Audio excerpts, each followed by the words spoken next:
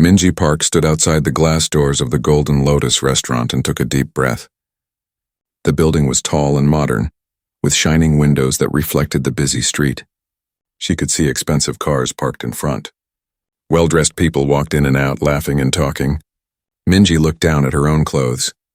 She wore a simple cotton dress that she had owned for 5 years.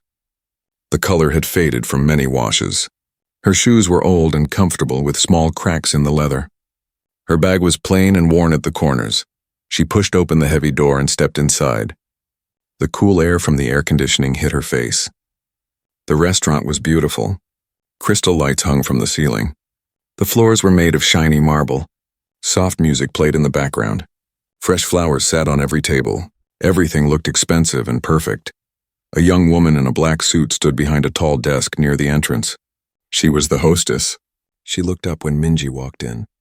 Her eyes moved from Minji's face down to her shoes, then back up again. Her smile disappeared.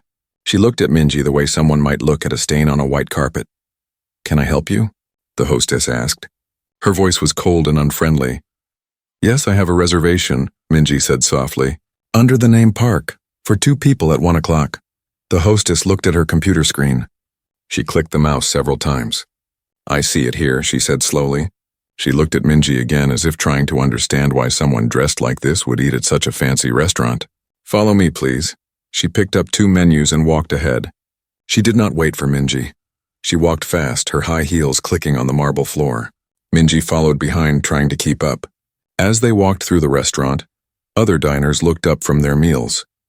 Minji could feel their eyes on her. Some people whispered to each other. A woman in a fur coat stared at her openly, then said something to her husband. He turned to look too. Near the kitchen, 2 young waiters stood talking. They were both in their 20s, wearing white shirts and black vests. When they saw Minji walking past, they stopped talking. One of them, a tall man with styled hair, nudged the other with his elbow. They both looked at Minji and then at each other. The tall one covered his mouth, but Minji could see his shoulders shaking with silent laughter. The hostess led Minji to a table in the far back corner of the restaurant. It was right next to the kitchen doors. Every few seconds, the doors would swing open and a waiter would rush out carrying plates of food. The smell of cooking oil was strong. Minji could hear pots and pans clanging in the kitchen. This was not a good table. This was where they put people they did not want other customers to see. "Here you are," the hostess said. She dropped the menus on the table. She did not pull out the chair for Minji like she had done for other customers. She just turned and walked away quickly. Minji sat down slowly. She placed her old bag on the chair next to her. She looked around the restaurant. Every other table was in a better location. Some were by the windows with views of the city. Others were in the center of the room under the beautiful lights. But she was hidden in the corner, almost behind a large plant. The tall waiter who had laughed earlier came to her table. He did not smile. He held a pen and a small notebook. "What do you want to drink?" he asked. He did not say hello. He did not introduce himself. He just stood there waiting, looking bored. "Just water, please," Minji said. He wrote it down and walked away without another word. Minji heard him go to the waiter station near the kitchen. The other young waiter was there, filling water glasses. "Did you see that woman at table 23? The tall waiter said. His voice was not quiet. Several people at nearby tables could hear him. "She looks like she should be cleaning this restaurant, not eating in it." The other waiter laughed. "I know, what is she doing here? This is a high-class place. People like that should eat at cheap noodle shops. Probably can't even afford anything on the menu," the tall waiter said. "She'll probably just order water and bread and sit there for hours." They both laughed. Minji heard every word. Her hands were folded in her lap. She did not move. She had heard words like this before, many times. She was used to it. But it still hurt. It always hurt. A few minutes later, the tall waiter came back with a glass of water. He placed it on the table carelessly. Some water spilled onto the white tablecloth. He did not apologize. He did not wipe it up. "Are you waiting for someone?" he asked. "Or are you ready to order?" "I'm waiting for my daughter," Minji said. "She should be here soon." The waiter looked at his watch in an annoyed way, as if Minji was wasting his time. "Well, you can't just sit here with water. You need to order something. I'll wait for my daughter if that's okay," Minji said politely. The waiter sighed loudly. "Fine, But this is a busy lunchtime. We need tables for paying customers. He walked away shaking his head. Minji watched him go back to the waiter station. He said something to the other waiters there. They all looked over at her table and laughed. Minji picked up the menu. The prices were very high. A simple soup cost $30. A main dish cost between $60 and $100. She had money in her bank account to pay for 1,000 meals like this. But the waiters did not know that. They looked at her and saw only her old clothes and worn shoes. They thought they knew everything about her from what they saw. 15 minutes passed. The kitchen doors kept swinging open and shut. Each time the noise and smells rushed out. Minji sat quietly sipping her water. She did not complain. She did not ask to move to a different table. She just waited. At 10 minutes past 1, the restaurant door opened and a young woman walked in. She was in her early 30s wearing a smart business suit. Her hair was styled perfectly. She carried a leather briefcase. This was Sora, Minji's daughter. The hostess greeted Sora with a big smile. "Welcome to Golden Lotus. Do you have a reservation?" "Yes, I'm meeting my mother." Under the name Park. The hostess checked her computer. Her smile faded a little. "Oh yes, she's already here. This way." As the hostess led Sora through the restaurant, other customers nodded at her with respect. She looked like she belonged here. When they reached the back corner and Sora saw her mother at the worst table in the restaurant, her face changed. Her eyes grew hard. She knew exactly what had happened. "Mom," Sora said, hugging Minji tightly. She sat down across from her mother. "Why didn't you ask for a better table?" "This one is fine," Minji said gently. She reached across and patted Sora's hand. "I'm just happy to see you. You look so professional in your suit." Sora worked as a lawyer at a big company. She was successful and made good money. She loved her mother very much. It made her angry when people treated Minji badly because of how she dressed. The tall waiter came back to the table. When he saw Sora, his attitude changed a little. He stood up straighter. "Are you ready to order now?" Minji opened the menu and looked at the prices again. "I'll have the vegetable soup and rice, please." That was the cheapest thing on the menu. It cost $28. Sora ordered a steak and salad. The waiter wrote it down. Before he left, he looked at Minji and said loudly enough for nearby tables to hear, "The vegetable soup." "Of course, that figures." He walked away, laughing quietly to himself. Minji saw Sora's hands turn into fists on the table. Her daughter's face was red with anger.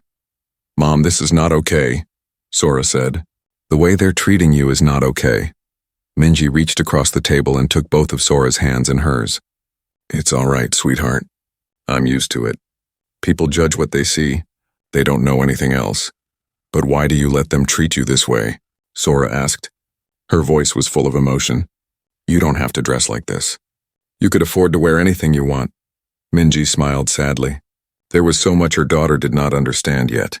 So much she had never explained. Maybe today was the day to finally tell her story. Minji looked at her daughter across the table. Sora's eyes were still angry. Her jaw was tight. She kept looking around at the waiters and other customers with frustration. Minji understood her daughter's feelings. Sora had grown up watching people treat her mother this way, but Sora did not know the whole story. She did not know why Minji chose to live the way she did. "Sweetheart," Minji said softly, "there are things about me you don't know, things I've never told you." Sora looked at her mother with surprise. "What do you mean?" "I want to tell you about my life before you were born. About who I used to be." Minji took a sip of water. Her hands were steady, but her heart was beating fast. These were memories she rarely shared with anyone. "When I was young, I was very different from the person you see now." Sora leaned forward. The anger on her face changed to curiosity. "Different how?" "I grew up in a wealthy family," Minji began. "My father owned a successful trading company. We lived in a big house in the best part of Seoul. I had everything a girl could want. Expensive clothes, jewelry, private tutors, a driver who took me anywhere I wanted to go." Sora's eyes grew wide. She had never heard any of this before. "But you never told me. Why didn't you ever talk about this?" "Because I'm not proud of who I was back then," Minji said. She looked down at her hands. "I was spoiled. I was selfish. I thought money made me better than other people. I treated people badly if they didn't have what I had." The kitchen door swung open again. A waiter rushed out with a tray of food. The smell of grilled meat filled the air. Minji waited until he passed, then continued. When I was 25, I was engaged to be married. His name was Jinho. He came from another wealthy family. Our parents arranged the match. He was handsome and educated. Everyone said we were the perfect couple. Minji's voice grew quieter. I thought I would have a perfect life. Big wedding. Beautiful home. Everything money could buy. What happened? Sora asked. My father's business partner cheated him. The man had been stealing money for years. When the truth came out, my father lost everything. The company collapsed. We lost our house. We lost our cars. We lost our savings. Everything was gone in a matter of weeks. Minji remembered those terrible days. The shame, the fear. The feeling of the world falling apart around her. My father was a proud man. The shame of it broke him. He aged 10 years in 1 month. My mother cried every day. They had worked so hard to build their life, and it was all destroyed by someone they trusted. That's terrible, Sora said. Her anger from before was gone. Now she just looked sad for her mother. But that wasn't the worst part, Minji continued. The worst part was watching everyone we knew turn away from us. People who came to our house for parties suddenly didn't know us anymore. Friends stopped calling. Family members made excuses not to see us. What about Jinho? Your fiancé? Minji smiled, but there was no happiness in it. Jinho came to see me 3 days after the news broke. He sat in our small apartment, the place we had moved to after losing our house. He looked uncomfortable the whole time. Then he said his parents thought it was best to cancel the wedding. He said he still cared about me, but his family's reputation was important. He left and I never saw him again. Mom, I'm so sorry. Sora reached across and held her mother's hand. I was heartbroken. Minji said, not just because I lost Jinho, but because I realized he never really loved me. He loved my family's money and status. When that was gone, I had nothing he wanted anymore. The tall waiter walked past their table carrying dirty dishes. He glanced at them but didn't stop. Minji watched him go. After that, I had to learn how to survive, Minji said. I had no job skills. I had never worked a day in my life. I had to find a job, any job. The only work I could get was cleaning offices at night. You were a cleaner. Sora looked shocked. Yes, I cleaned toilets. I mopped floors. I emptied trash bins. I worked from 10 at night until 6 in the morning. Then I would go home to our tiny apartment and sleep for a few hours. Then I would wake up and help my mother take care of my father. He was sick by then. The stress had given him heart problems. Minji could still remember the weight of the mop in her hands, the smell of cleaning chemicals, her back aching from bending over, her hands red and rough from the work. It was hard. Some nights I would cry while I worked, but slowly something changed inside me. What changed? Sora asked. I started to see people differently, Minji said. The other cleaners I worked with, they taught me so much. There was an older woman named Mrs. Kim. She was in her 60s and still cleaning because she needed money to help her sick husband. She was kind to everyone. She always had a smile. She shared her food with me when she saw I didn't bring enough to eat. There was a young man named Daehyun. He was cleaning offices to pay for his university classes. He studied during his breaks. He wanted to be a teacher. He never complained even though he was tired all the time. These people had so little, but they had something I never had when I was rich. They had dignity. They had strength. They worked hard and they helped each other. They didn't judge each other by their clothes or their money. The waiter came back with their food. He placed Sora's steak in front of her carefully. Then he put Minji's bowl of soup on the table carelessly. Some of the broth spilled on the tablecloth. He walked away without apologizing. Sora started to call after him, but Minji stopped her. It's fine. Let me finish my story. Minji picked up her spoon. I worked as a cleaner for 3 years. I saved every bit of money I could. I learned to spend almost nothing. I bought my clothes from second-hand shops. I cooked simple meals at home. Every coin I saved went into a small jar I kept under my bed. During those 3 years, I also watched and learned. I paid attention to the businesses in the buildings I cleaned. I saw which companies were doing well and which were struggling. I read newspapers and business magazines that people left behind in the offices. I taught myself about investing in real estate. When I had saved enough money, I made my first investment. I bought a small share in a building that was being renovated. It was a risk. I could have lost everything, but the building was in a good location, and the price was low because it needed repairs. I believed it would be worth more when the work was finished. Sora was eating her steak, but she was listening carefully to every word. Did it work? Yes, 2 years later I sold my share for 3 times what I paid. I took that money and bought a larger share in another property. That one also did well. I kept doing this again and again. I was careful. I was patient. I studied every investment. I made smart choices. Meanwhile, I met your father. He was an accountant. A good, honest man. He didn't have much money, but he was kind. He treated me with respect. He loved me for who I was, not for what I owned. We got married in a simple ceremony, just our close family. Minji's eyes grew soft when she talked about her husband. Your father supported my work. He helped me with the numbers and paperwork for my investments. Together, we built something. Slowly, over many years, I bought more properties. Small buildings at first, then larger ones. I never borrowed too much money. I never took foolish risks. When did you become wealthy again? Sora asked. It happened gradually. By the time you were 5 years old, I owned several buildings. By the time you were 10, I owned many more. I had good people managing them for me. The rent money kept coming in. I invested it wisely. But why didn't you tell me? Why did we always live in that small apartment? Why did you always wear simple clothes? Minji put down her spoon. This was the important part, the part she needed Sora to understand. Because I never wanted to forget. I never wanted to become the person I was before. That spoiled girl who thought she was better than others. That girl who lost everything and learned how little her money really meant. When I lost my wealth the first time, I learned that clothes don't make you valuable. Money doesn't make you worthy of respect. What makes you valuable is how you treat others. What makes you worthy is the work you do and the kindness you show. But Mom, people treat you badly because of how you dress. Like these waiters today. Doesn't that bother you? Yes, it bothers me, Minji said honestly. It still hurts, but it also teaches me something important every time it happens. It shows me who people really are. It shows me how they treat someone they think is poor or unimportant. I dress this way on purpose. These simple clothes are my test. They show me the truth about people. Someone who is kind to me when I look like this is truly kind. Someone who treats me with respect when I look like this truly respects all people, not just rich people. Sora was quiet for a long time. She looked at her mother with new understanding. So you have money now? Real money? Yes, more than enough. More than we will ever need. But I live simply because I want to. Because these simple clothes remind me where I came from. They remind me of Mrs. Kim and Daehyun and all the other cleaners who taught me what real dignity looks like. Your father understood this. Before he died, he told me to keep living this way if it made me happy. He said I had found something more valuable than money.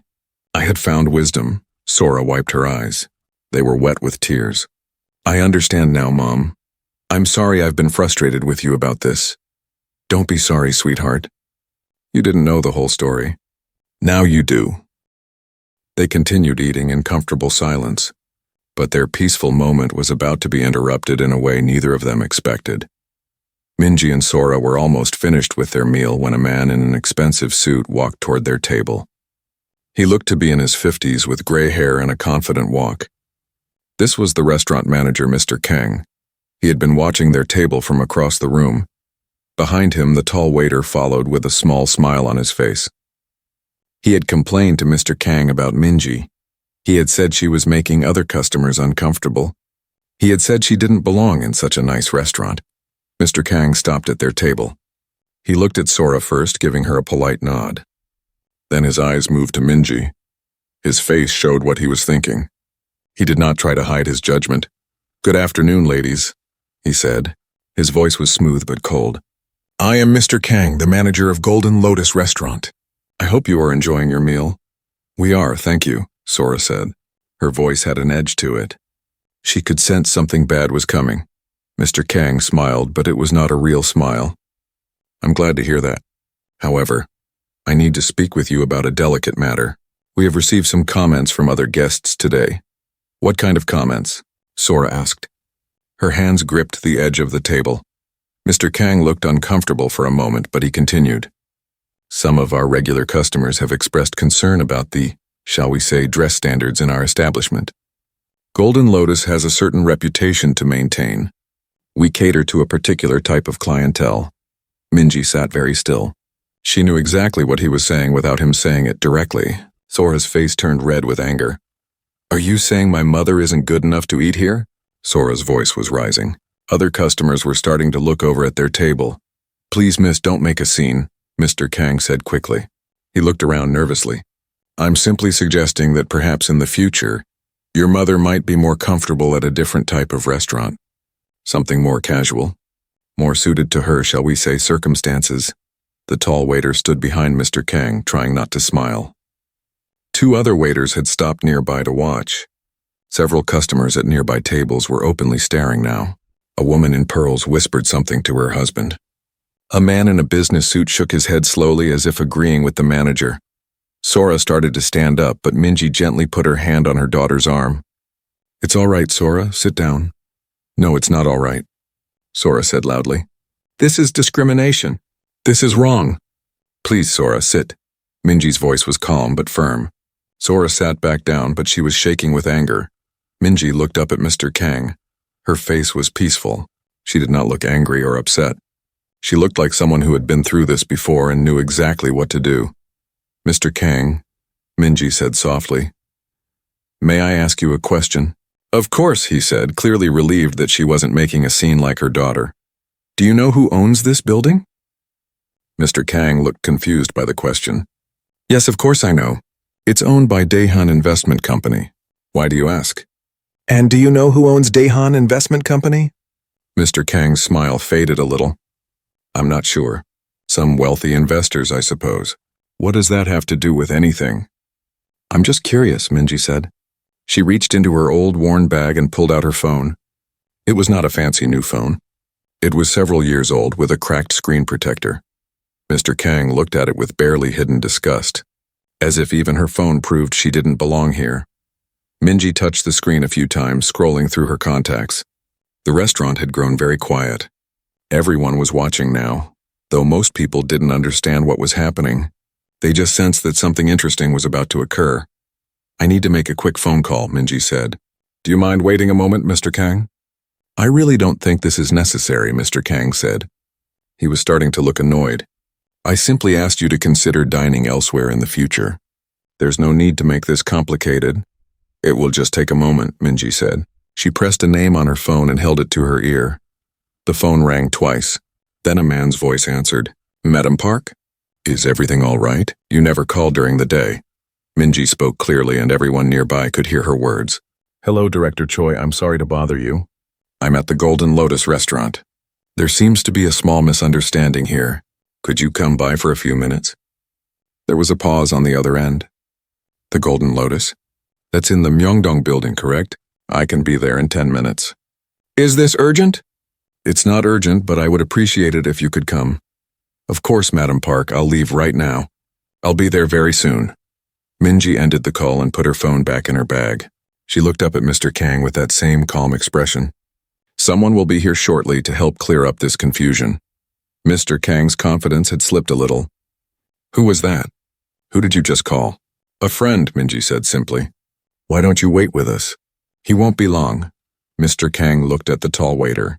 The waiter shrugged. They both clearly thought Minji was just making things up, trying to save face. The manager decided to wait, probably thinking he would deal with whoever showed up and then ask Minji to leave. The minutes passed slowly. The restaurant buzzed with quiet conversation. People whispered about what was happening at the back table. Some customers had their phones out, wondering if something interesting was about to happen that they could record. Sora looked at her mother with questions in her eyes, but Minji just smiled and patted her hand. Just wait, sweetheart. You'll see. Exactly 9 minutes later, the restaurant door burst open. A man rushed in slightly out of breath. He wore an expensive dark suit that probably cost more than most people made in a month. His shoes were polished to a mirror shine. He wore a gold watch that caught the light. His hair was graying at the temples and he looked to be in his late 50s. He looked around the restaurant urgently, his eyes scanning each table. When he saw Minji sitting in the back corner, his face flooded with relief. He walked quickly through the restaurant, moving between tables. Every customer watched him pass. They could tell from the way he moved, from the way he dressed, that this was someone important.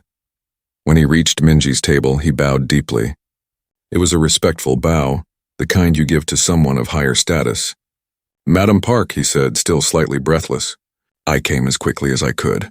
"I hope everything is all right." Mr. Kang's face had gone pale. The tall waiter's mouth had fallen open. The other staff members who were watching looked confused and shocked.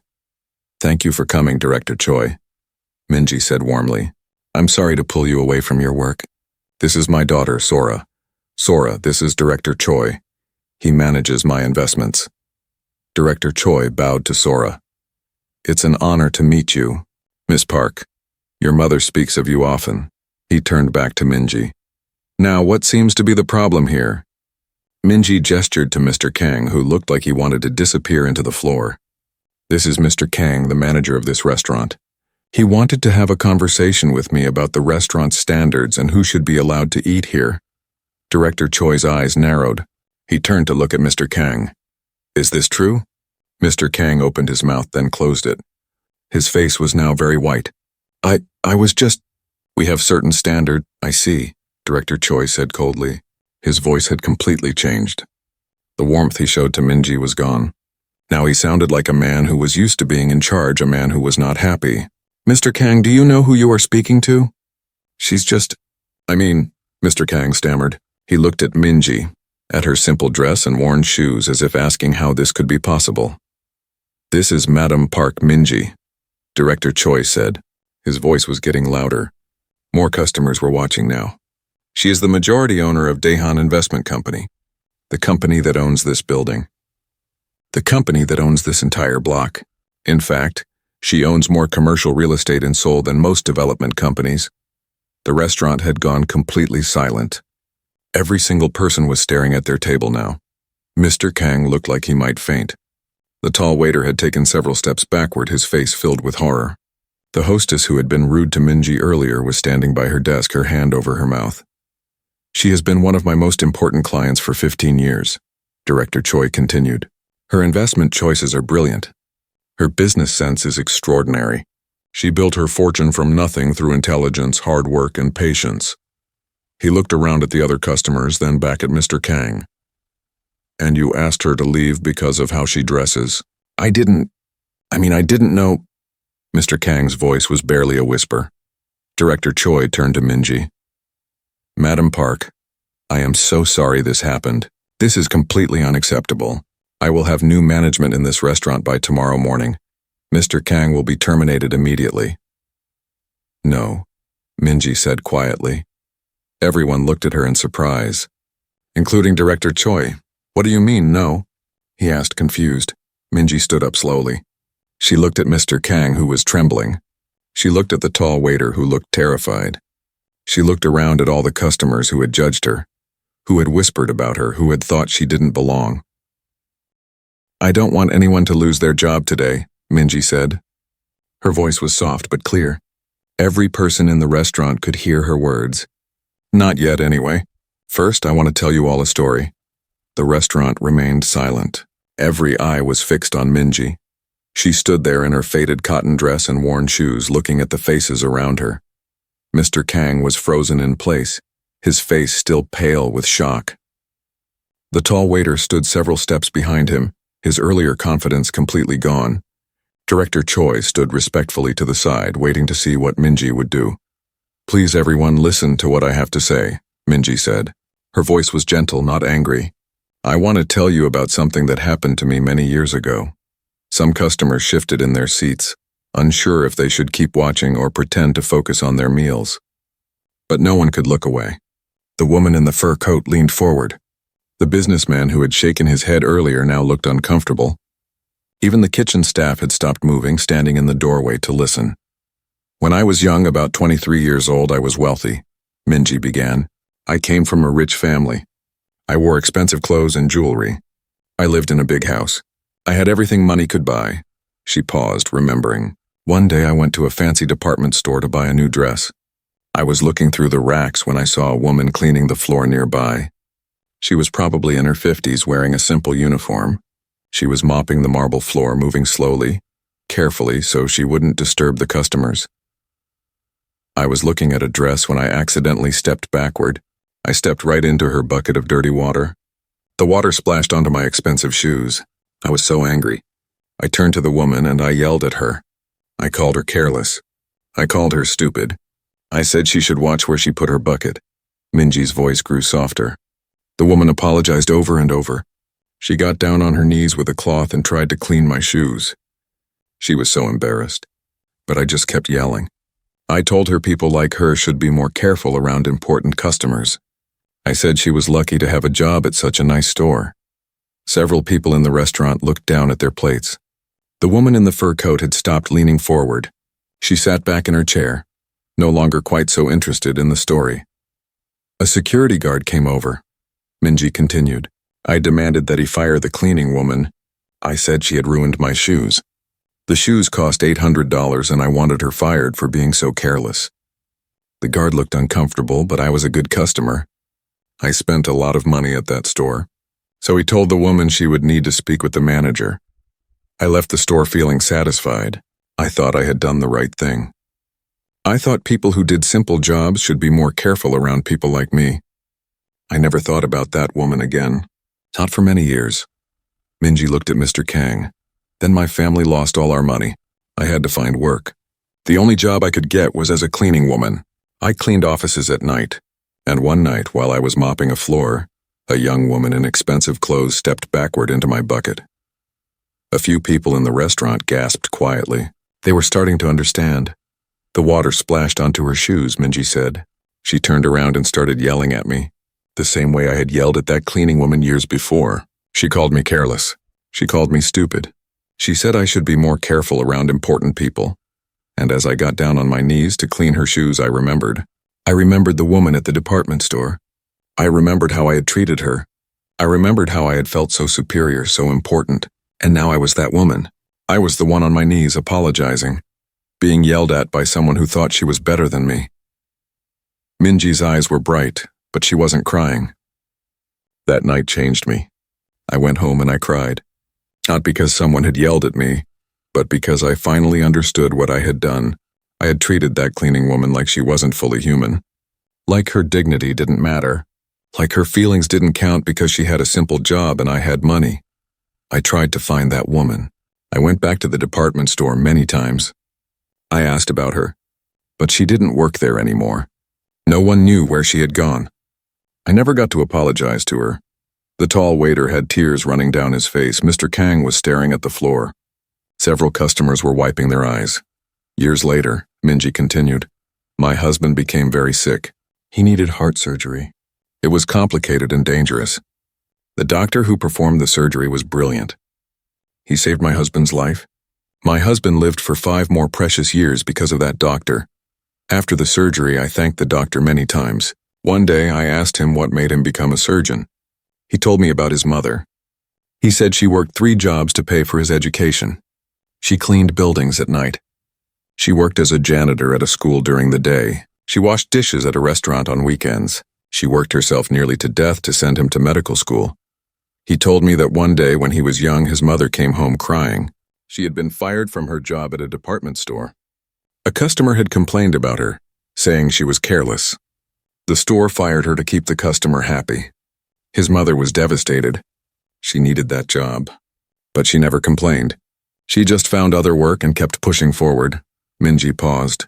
Several people in the restaurant were openly crying now. I asked the doctor his mother's name. It was the same name as the woman I had gotten fired all those years ago. The woman who had cleaned my shoes while I yelled at her. That woman was the mother of the man who saved my husband's life. I told the doctor what I had done. I cried and apologized. I told him I had tried to find his mother to say I was sorry. He told me she had passed away 2 years earlier. I never got to apologize. I never got to thank her for raising such an amazing son, a son who gave me 5 more years with the man I loved. The restaurant was completely silent except for the sound of people quietly crying. Even the kitchen had stopped making noise. That's when I truly understood something, Minji said. Every person has a story. Every person has struggles and dreams and people they love. The person who cleans your office might be working 3 jobs to send their child to school. The person who serves your food might be supporting elderly parents. The person who looks poor might have more wisdom and dignity than the richest person in the room. She looked at Mr. Kang again. You judge me by my clothes. You decided I wasn't good enough to eat in your restaurant because I looked poor. You didn't know anything about me. You didn't know my story. You just saw old shoes and a faded dress and you decided that told you everything you needed to know. Mr. Kang's face was wet with tears. I'm so sorry, he whispered. I'm so sorry. Minji looked at the tall waiter. You laughed at me. You made jokes about me to the other staff. You thought it was funny that someone who looked like me would dare to eat in a fancy restaurant. The waiter was shaking. I'm sorry. Please, I'm so sorry. I was wrong. I was so wrong. Yes, you were wrong, Minji said. But I'm not telling you this to make you feel guilty. I'm telling you this so you will learn. So you will remember this day for the rest of your life. So you will never treat another person the way you treated me today. She looked around at all the customers. And all of you who whispered about me, who stared at me, who agreed that I didn't belong here, you need to learn this lesson too. Never judge a person by their clothes or their car or their house. Judge them by how they treat others. Judge them by their character. Director Choi stepped forward. Madam Park, I still think these people should face consequences for how they treated you. They will face consequences, Minji said. They will remember this day. They will feel shame when they think about it. That is consequence enough as long as they learn from it. She turned to Mr. Kang. I'm not going to fire you, but I am going to ask you to change. I want you to train your staff differently. I want you to teach them to treat every person with respect no matter how they look. Whether someone comes in wearing rags or wearing a designer suit, they deserve the same kindness. I will, Mr. Kang said quickly. I promise. I'll change everything. There's more, Minji said. I want you to start a new policy in this restaurant. 1 free meal per week for anyone who can't afford to pay. Anyone who is hungry. Anyone who needs a hot meal. I don't care how they look or smell or dress. You will serve them the same quality food you serve your richest customers. You will treat them with the same respect. Mr. Kang nodded eagerly. Yes, of course. I'll start immediately. And I want you to treat your staff better, Minji continued. The people who work in your kitchen. The people who clean your bathrooms. The people who wash your dishes. They work hard. They deserve respect and fair pay. I'll be checking to make sure this happens. I understand, Mr. Kang said. I'll do everything you ask. Thank you for giving me this chance. Minji turned to the tall waiter. What's your name? Minho, he said quietly. Minho, what did you learn today? Minho's voice shook as he spoke. I learned that I don't know anything about people just from looking at them. I learned that everyone deserves respect. I learned that I've been treating people badly, and I need to change. Good, Minji said. Don't forget this lesson. Let it make you a better person. She looked around at all the other customers one more time. I hope all of you learned something too. I hope the next time you see someone who looks poor or simple, you'll remember today. You'll remember that you don't know their story. You'll remember to treat them with kindness. Minji sat back down at her table. Sora reached over and squeezed her mother's hand, her eyes full of love and pride. Director Choi bowed deeply to Minji once more, then quietly left the restaurant to return to his office. Mr. Kang stood beside Minji's table for a moment longer, still looking like a man who had just woken from a terrible dream. His expensive suit suddenly seemed too tight. His confident posture from earlier was gone. He looked smaller somehow, humbled by the weight of what had just happened. Madam Park, he said quietly. May I sit down for a moment? There's something I need to tell you. Minji nodded and gestured to an empty chair at the next table. Mr. Kang pulled it over and sat down carefully. The other customers in the restaurant were still watching, but more quietly now. Some had returned to their meals, but they kept glancing over, curious about what would happen next. I need you to know that I didn't always think this way, Mr. Kang began. His hands were shaking slightly. When I was young, I came from a poor family. My father was a taxi driver. My mother worked in a factory. We lived in a tiny apartment. I wore my older brother's old clothes to school. Sora listened carefully. Minji's face remained calm and patient. The other kids made fun of me, Mr. Kang continued. They laughed at my cheap shoes. They didn't want to sit with me at lunch because they said I smelled like the factory where my mother worked. I hated being poor. I hated how people treated me. He looked down at his hands. When I got older, I worked hard. I studied hard. I got a job in the restaurant business. I started as a dishwasher, then became a waiter, then a supervisor. I worked my way up over 20 years. I saved my money. I bought nice clothes. I learned how to act like wealthy people act. And somewhere along the way, Mr. Kang said, his voice breaking slightly, I became the people I used to hate. I became the people who judged me for being poor. I started treating poor people the same way I was treated. I told myself I was just maintaining standards, being professional. But really, I was just being cruel. A tear rolled down his cheek. He wiped it away quickly. Your story about the cleaning woman hit me hard, because I remember my mother coming home crying one night. A customer at the factory store where she worked part-time had complained about her. The customer said my mother was too slow, that she didn't belong there. My mother was fired. We needed that money so badly. I remember how my mother cried that night. I remember how my father tried to comfort her, telling her it wasn't her fault. I remember feeling so angry at the rich person who had gotten her fired just because they could. Mr. Kang looked up at Minji. And today I was that rich person. I did to you exactly what someone did to my mother. I forgot where I came from. I forgot how it feels to be judged unfairly. I'm so ashamed. Minji reached across and gently touched Mr. Kang's hand. Thank you for telling me this. It takes courage to admit when we've lost our way. I want to do better, Mr. Kang said. Not just because you own this building, but because it's right. I want to be the person my mother raised me to be, not the person I became. Then that's what you'll do, Minji said simply. Starting today, Mr. Kang nodded. He stood up and bowed deeply to Minji, then to Sora. Thank you for giving me a chance to change. I won't waste it. He walked away, stopping to talk quietly to his staff. Minji watched as he gathered all the waiters together near the kitchen. She could see him talking to them seriously, gesturing occasionally. Several of them kept glancing over at her table. The tall waiter Minho was wiping his eyes. A few minutes later, Minho approached their table again. He was carrying a small tray with 2 glasses of fresh juice.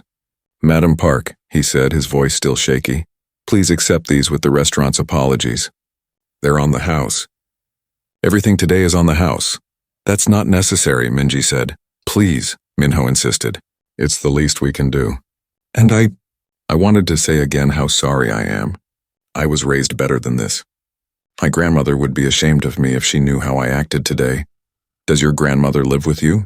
Minji asked gently. Yes, ma'am. She raised me after my parents died. She worked as a housekeeper her whole life. She always told me to treat everyone with respect, no matter who they were. But I forgot her lessons. I got this job at a fancy restaurant and I started thinking I was better than other people. Your grandmother sounds like a wise woman, Minji said. Maybe you should go home tonight and tell her what happened today. Tell her you learned your lesson. Minho smiled slightly through his tears. I will. I'll tell her everything. And I'll make her proud again. After he left, Sora turned to her mother. Mom, you're amazing. The way you handled that, the way you taught them without being cruel, it was beautiful. I've had a lot of practice at being judged, Minji said with a small smile, and I've learned that anger doesn't change people. Stories do. Understanding does. Compassion does.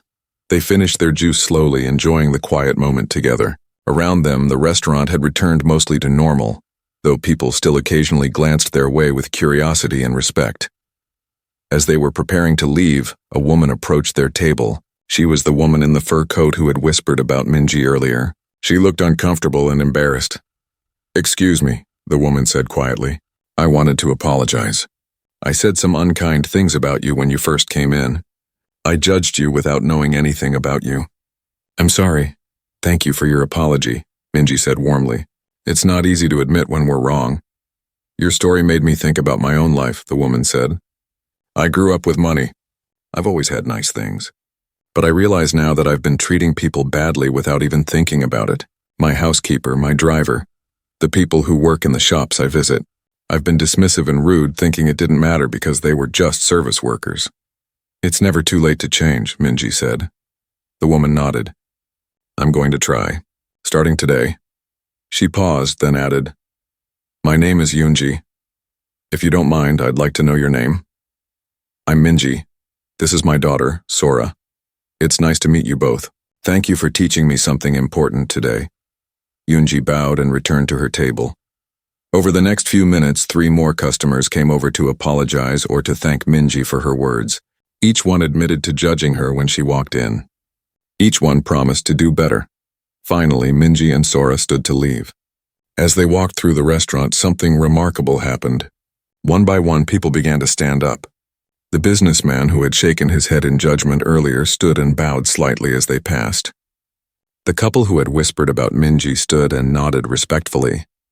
Even customers who had just arrived and heard the story from others stood up. By the time Minji and Sora reached the door, every single person in the restaurant was standing. It was a sign of respect, an acknowledgement that they had witnessed something meaningful. The staff lined up near the entrance, each one bowing as Minji walked past. Mr. Kang held the door open for them. "Thank you again, Madam Park. You changed this restaurant today. You changed me.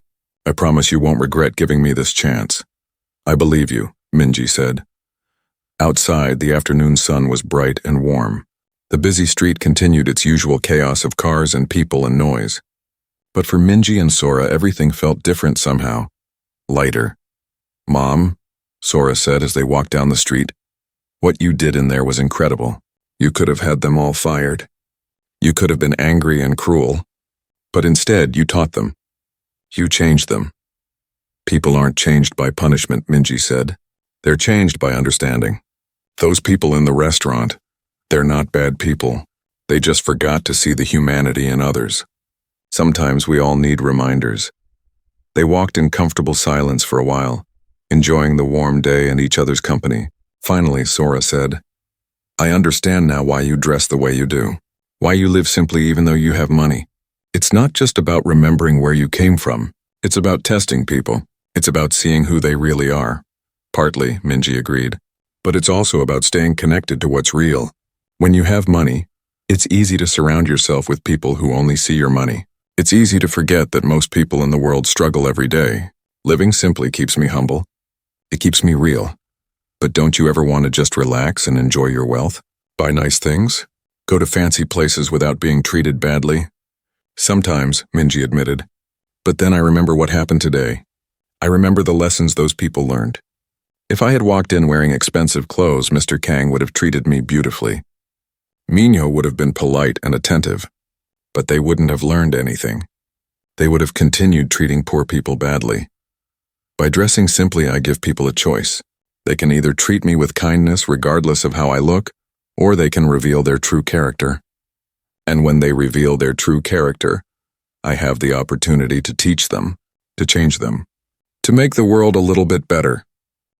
Sora linked her arm through her mother's. "You're not just a businesswoman, Mom. You're a teacher, a philosopher." Minji laughed. "I'm just an old woman who learned some hard lessons and wants to share them." They turned a corner and headed toward the bus stop. Sora looked surprised. "Mom, I can drive us home. Why are we taking the bus?" "Because the bus is perfectly fine," Minji said with a smile. "And because the money we save on taxi fare can go to better things." As they waited at the bus stop, Sora thought about everything that had happened. She thought about her mother's story, about the cleaning woman and the doctor, about Mr. Kang and Minho and all the people who had learned something today. "Mom," she said quietly, "I'm proud to be your daughter." Minji squeezed her hand. "And I'm proud of you, sweetheart. You stood up for me today. You were ready to fight for me." "Always," Sora said firmly. The bus arrived and they climbed aboard. Minji smiled at the driver and thanked him. They found seats near the back and settled in for the ride home. Through the window, they could see the Golden Lotus restaurant in the distance, its windows shining in the afternoon sun. Inside, things were changing. People were learning. Hearts were opening.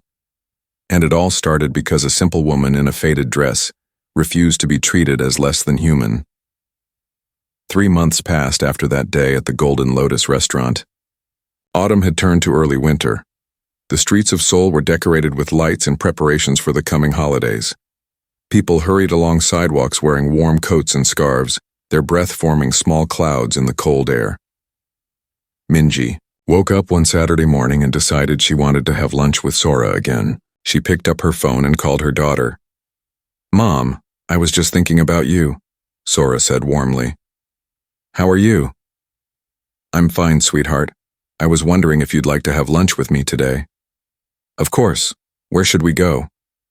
Minji paused, then smiled. "How about the Golden Lotus restaurant? I'm curious to see how things are there now." There was silence on the other end for a moment. Then Sora said, Are you sure, Mom? After what happened last time? I'm sure. I gave them a chance to change. I want to see if they took it. Okay, I'll meet you there at 1 o'clock. Minji dressed in her usual simple style, the same kind of plain cotton dress, though a different one, the same type of comfortable worn shoes. She looked in the mirror and smiled at her reflection. She looked exactly like she had 3 months ago. Nothing had changed on the outside, but she wondered if anything had changed inside that restaurant. When Minji arrived at the Golden Lotus at exactly 1 o'clock, she stood outside for a moment, looking at the building. It looked the same as before, the same shining windows, the same expensive cars parked in front. She took a breath and walked inside. The moment she stepped through the door, she noticed something different. The hostess at the desk looked up and smiled immediately. Not a fake smile or a confused smile. A real warm smile. Good afternoon. Welcome to Golden Lotus, the hostess said brightly. She was a different woman from last time. Younger, with kind eyes. Do you have a reservation? Yes, under the name Park. For 2 people. The hostess checked her computer. Perfect. I have you right here. Your daughter called ahead. She said she might be a few minutes late, so she asked if we could seat you and she'll join you shortly. Would that be all right? Yes, that's fine. Wonderful. Right this way, please.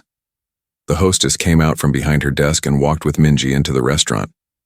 Her pace was slow and comfortable, not rushing ahead. As they walked, she made pleasant conversation. Have you been to Golden Lotus before? Yes, I have, Minji said simply. Oh, wonderful. Then you know we have excellent food. We also have some new menu items this month if you'd like to try something different.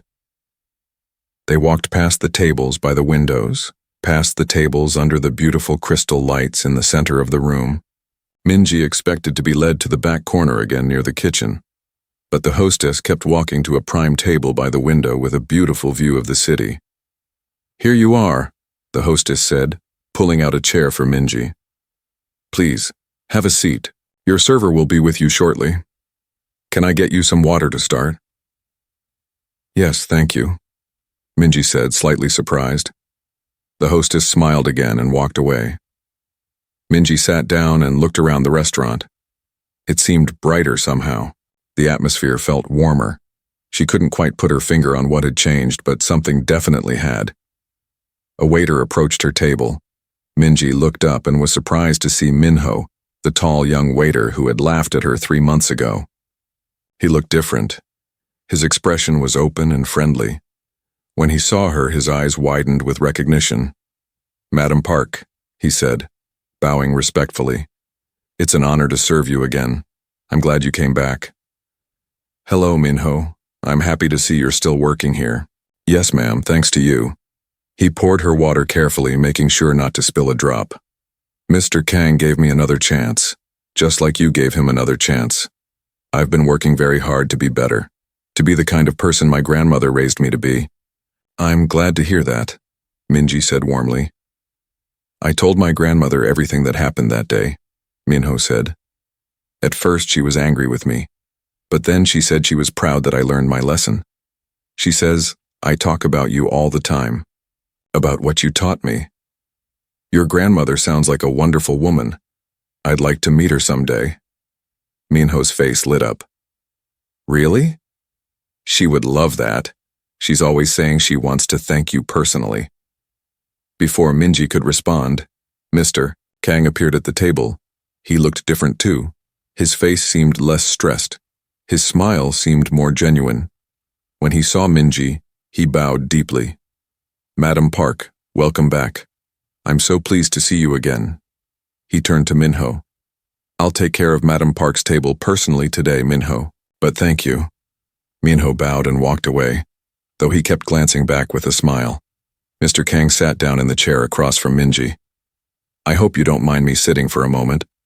I wanted to tell you about the changes we've made. I'd like to hear about them, Minji said. Well, first we completely retrained all our staff. We brought in a consultant who specializes in hospitality and respect training. Every single employee, from the dishwashers to the chefs to the servers, Went through a week-long program about treating all customers with dignity. That sounds thorough, Minji said. It was necessary. We also changed our seating policy. No more putting certain customers in bad tables because of how they look. Every customer gets the best available table, regardless of their appearance. We actually changed our reservation system to make this automatic. Mr. Kang's eyes were bright with enthusiasm. And we started the free meal program you suggested. Every Friday we reserve 10 tables for people who need a free meal. We partner with local homeless shelters and community centers. They send people over and we serve them exactly the same food as our paying customers. The same quality, the same service, the same respect. That's wonderful, Minji said, genuinely pleased. The amazing thing is, Mr. Kang continued, our regular customers love it. Some of them started donating money to sponsor additional free meals. We now serve about 20 free meals every Friday, and our business has actually increased. People want to eat at a restaurant that cares about the community. He paused, looking a bit emotional. You changed everything, Madam Park. Not just the restaurant, but the people who work here. Minho volunteers at a food bank now. Our head chef started teaching free cooking classes to underprivileged teenagers. Even I've changed. I volunteer at the same shelter where my mother used to get help when I was young. I'm proud of all of you, Minji said. You took the lesson and made it real. At that moment, Sora arrived. She looked beautiful in her business suit, her cheeks red from the cold outside. Mr. Kang stood and bowed to her. Miss Park, welcome. It's good to see you again. Hello, Mr. Kang, Sora said, shaking his hand. She looked around the restaurant, noticing the changes in atmosphere. The restaurant feels different. We've made many improvements, Mr. Kang said proudly. Thanks to your mother. Now please enjoy your meal. Everything is on the house today. That's not necessary, Minji started to say, but Mr. Kang held up his hand. Please, Madam Park, allow us this small gesture of gratitude. You gave us something far more valuable than money. You gave us a chance to become better people. After he left, Sora sat down and looked at her mother with amazement. Mom, did you see how different everything is? The way they treated you, the changes they've made. You really did change this place. They changed themselves, Minji corrected gently. I just showed them why they needed to. They ordered their meals, and this time Minji didn't order the cheapest thing on the menu. She ordered what she actually wanted. The food was delicious and the service was impeccable. But what impressed Minji most was watching how the staff treated all the customers. An elderly man in shabby clothes came in and was seated at a beautiful table by the window. A young couple who looked like students were treated with the same respect as the wealthy businessman in the expensive suit. Halfway through their meal, Minji noticed something happening near the entrance. A small group of people were being led in by Mr. Kang. They looked nervous and uncomfortable. Their clothes were worn and patched. These were clearly the people receiving free meals. But Mr. Kang treated them like honored guests. He seated them at the best tables, the ones with views and good lighting. He introduced them personally to their servers. Minji watched as Minho approached one of the tables, a genuine smile on his face, treating the guests with the same care he showed the wealthy customers. One of the guests was an elderly woman. She looked to be in her 70s with white hair and a face marked by years of hard work. She kept looking around the fancy restaurant with wonder, as if she couldn't believe she was allowed to be there. Minji felt drawn to her. She excused herself from her table and walked over. Hello, Minji said gently. I hope you're enjoying your meal. The elderly woman looked up, startled. Oh yes, it's wonderful. I've never eaten in such a beautiful place. I can't believe it's real. Do you mind if I sit with you for a moment? Of course not, please. The woman gestured to the empty chair across from her. Minji sat down. My name is Minji. I'm Mrs. Lee, the woman said. I come from the Sunshine Community Center. They told us about this restaurant that serves free meals on Fridays. At first I didn't want to come. I felt too embarrassed. But my friend convinced me. She said the people here are kind. They are kind, Minji said. They learned an important lesson about treating everyone with respect. Mrs. Lee smiled. You know, I worked as a housekeeper for 40 years. I cleaned wealthy people's homes. Some of them were kind to me. But many treated me like I was invisible, Like I didn't matter because I was poor. It hurt, but I got used to it. You shouldn't have had to get used to it, Minji said. Maybe not. But that's how the world is sometimes. Mrs. Lee looked around the restaurant again. But this place, it's different. They make me feel like I matter. Like I'm worthy of nice things too. You are worthy, Minji said firmly. Every person is worthy of respect and dignity. Mrs. Lee's eyes filled with tears. Thank you for saying that. You're very kind. They talked for a few more minutes and Minji learned about Mrs. Lee's life. She had raised 3 children alone after her husband died. All 3 had graduated from university. One was a teacher, one was a nurse, and one was an engineer. She was proud of them, but she lived alone now and struggled to get by on her small pension. When Minji returned to her table, Sora looked at her curiously. Who was that? Just a woman who reminds me why I do what I do, Minji said. Before they left, Minji asked to speak to Mr. Kang privately. They stepped into a quiet corner near the entrance. Mr. Kang, I saw Mrs. Lee today. She's one of your Friday guests. Yes, she comes most weeks. She's a lovely woman. I'd like to sponsor her specifically. I want to make sure she can eat here whenever she wants, not just Fridays. Can you arrange that? Of course, Madam Park, that's very generous. And please don't tell her it's from me. Just tell her she's won some kind of lottery or program. I don't want recognition. I just want her to have good meals and feel valued. I understand. I'll take care of it. As Minji and Sora left the restaurant that day, they walked out into the cold afternoon.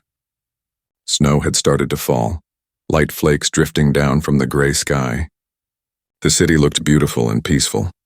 Mom, Sora said, you just keep giving. You change that restaurant, you're helping Mrs. Lee, you're making the world better one person at a time. I'm just doing what I can, Minji said. We all have the power to make changes, small or large. We just have to choose to use it. They walked to the bus stop together, arm in arm, leaving footprints in the fresh snow. Behind them, inside the warm glow of the Golden Lotus restaurant, people of all types sat together, eating and talking and being treated with equal respect. The changes that started 3 months ago had taken root and blossomed into something beautiful. And Minji, in her simple dress and worn shoes, smiled as she walked away. She had proven once again that true wealth isn't measured in money or possessions. It's measured in the positive changes we make in the world and the dignity we help others discover in themselves.